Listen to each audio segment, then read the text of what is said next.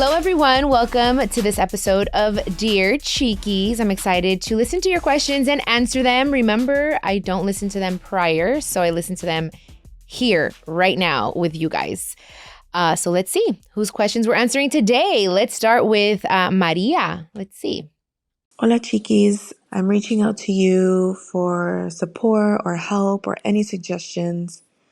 I see myself in you. I watched your guys' reality shows, and I'm the oldest in my family, and I do everything for my mom and dad. I help them run their business. I help them deal with the extended family, my grandparents, everybody. And it's been like this last year and a half where I know I'm not supposed to be here where I live anymore with my parents here in Texas. I do live with them, and I just feel like in my heart and in my soul it's time for me to move and go to Miami. I want to move to South Florida. So I know you went through it, and I just want to know what, how, if I can, if I should. I feel it in my soul and my heart that it's time, but I have no job. I don't know even where to start, how to get there, what to do. I mean, I've been to Miami many times, but to move, I've never done anything like that. I've never been on my own. So I would love just any words of affirmation or suggestions, first steps, anything. Thank you. I love you. And thank you for being here for us. Oh, Maria, thank you for being here and for asking me this question, because I definitely have some advice. I always like to just add a little bit of my own experience, because I don't know if I've ever said this even in my books, but for a long time, I felt that I had to move out of my mom's house, but I was afraid. I was afraid of losing everything. You know, it was so nice to live in my mom's house rent free. I was working for her, and it was just great. But something kept telling me inside of me, kind of like you're feeling now, I need to move out. Like, I need to move out. Like, my mom and I would bicker, and I just felt like it would make our relationship better if I just moved out. But I was afraid. I didn't move out because I was literally paralyzed of the fear of stepping into the unknown. And when we step into the unknown and we take risks, that's when we grow the most. That's when we learn the most about ourselves. Your heart is already telling you, I want to do this. Don't let fear stop you, because what happened with me is life, the universe, God forced me. Something happened and some crazy stuff happened, and then she kicked me out.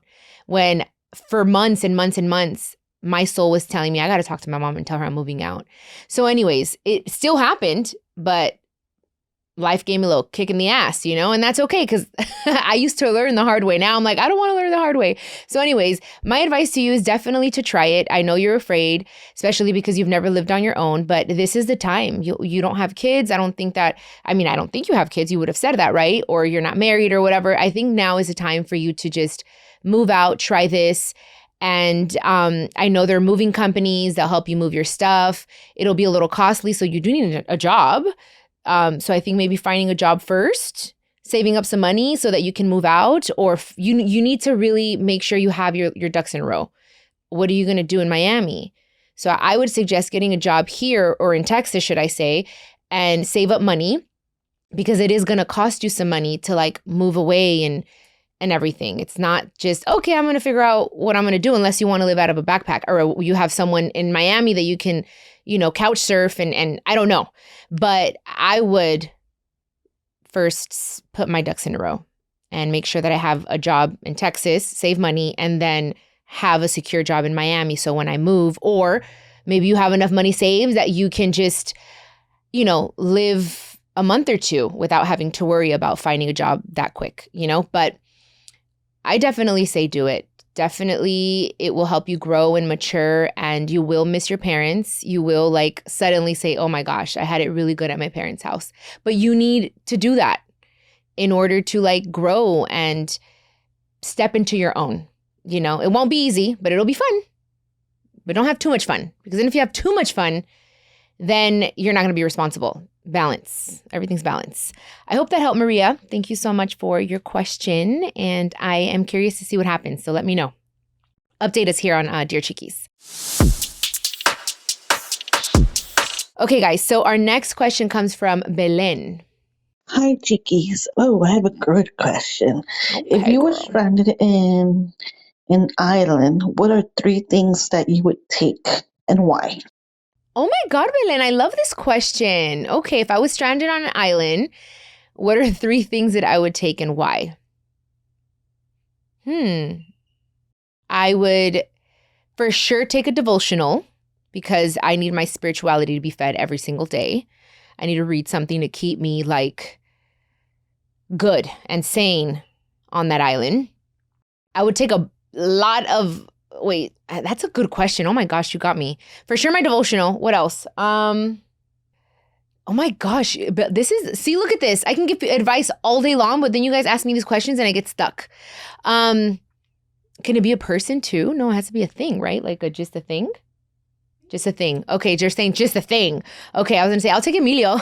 But okay. All right, devotional, one. And I would for sure take something to like make fire, you know? Because I don't know. This is a very hard question. And then water. I want water bottles. Because what if there's no water? Like water I could drink on the island. Shit, man. And food, like that astronaut food, I guess. Right? You gotta live. Damn, Belen, you got me on this one, girl. I'm gonna keep thinking about this all day now. Because I feel like the answers I'm giving you right now aren't that great. Okay, I'm gonna get back to you on this question, but those are the things, más o menos, that I would take. The first thing, look at that, my devotional, because for sure I need my devotional. I need to speak to the Lords every day. I feel like you would take sunscreen for sure. Yeah, right? Yeah, sunscreen too. Oh my God, yes. No music. See, you guys. Oh my God. Okay, SPF. I need SPF. Only three things? Oh my God. No, please don't ever. Please, God. I never want to be stranded on an island by myself. Please, God. Because then, yeah, what am I going to do? No music? Like, oh my gosh. Castaway. I love the movie Castaway. Such a good movie. He really killed it. Yeah. Oh, I don't know, Belen. You got me. You got me with that one. Okay. So our next question comes from Marisol. Hi, Chiquis. Nice to meet you. I've been trying to send this voice message for like the past hour because I'm not that outgoing and I was just, shy. Even if you don't even open this one, but I wanted to ask you this question I asked Jackie, but I want to know from your perspective also. Do you think your relationship with God changed overall after your mom's passing? Mil besos y abrazos desde Wisconsin. Besos. Ay, Wisconsin. Muchas gracias por escucharnos allá.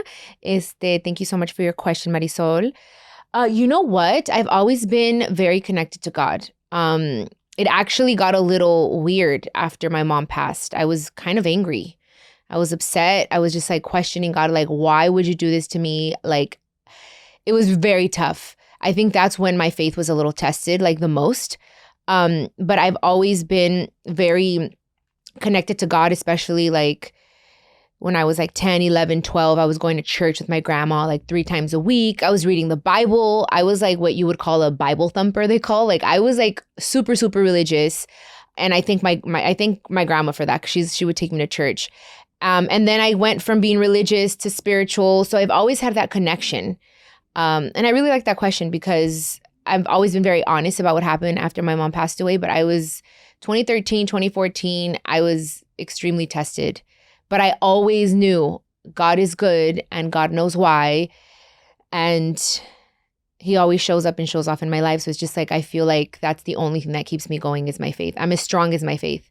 So it's always been something. I've always been weird in my family, weird because I like candles and incense and palo santo, and no one in my family believes in that. It's just something that me nace, me sale muy natural eso. Pero me gustó mucho tu pregunta. Muchas gracias, Marisol. Our next question comes from Alissa. Hi, Chiquis. I had 2 questions for you. A few things that I've been wondering about. One of them was, I know you are such a fluent bilingual speaker, and as a person who's been learning Spanish for many years, I was curious if your interior monologue, if you talk to yourself in Spanish or in English or in both. It seems like lately your interviews, you've been leaning so much heavily into your Spanish that I'm wondering if that's beginning to take over in a way.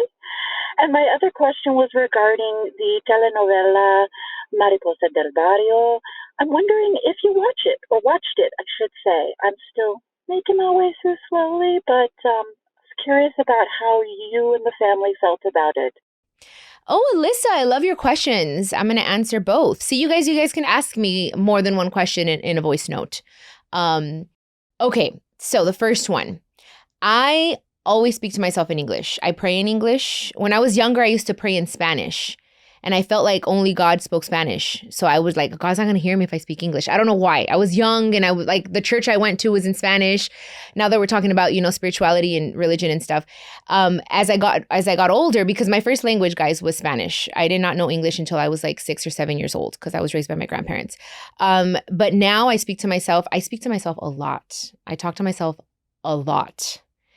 And I thought something was wrong with me, you guys. But then I realized that that's a form of like being a genius because Albert Einstein used to speak to himself. So I was like, I feel better about it. But I talk to myself all the time in English. All my interviews, because since I started my career, have been in Spanish.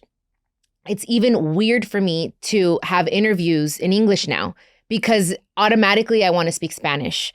So it's crazy that you're asking me this, which is, I'm like, this is cool that I'm talking about it. But yeah, I talk to myself in English. I pray in English now. I feel like Spanish is so passionate that if there's something I need to say in Spanish, I'll say it because I feel like certain words como que pegan más en español, sort of thing. But it all just depends. But for sure, when I have kids, I want to speak nothing but Spanish to them first. Why did I just say that? I don't know, but just in case you were curious about that. But anyways, okay, what was the other question? The other question was Mariposa de Barrio. I'm going to be honest, I watched a few of the episodes. I never watched it fully. It was a little weird for me to see myself and see my mom and see that certain things were different in real life. And I know for the sake of the story, things had to be told a different way. And also because other people took charge of telling the story, things were said and shown in a different way. So it just kind of triggered me a little bit.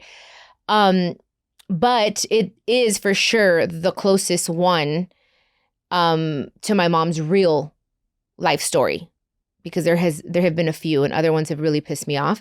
But this one was a lot closer because we were interviewed, all of her children, her siblings, her parents, my mom's parents.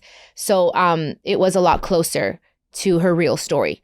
But yeah, I only watched a few episodes and I couldn't finish it. But people say that they love it, and that makes me really happy because it was for sure approved by us, by her family.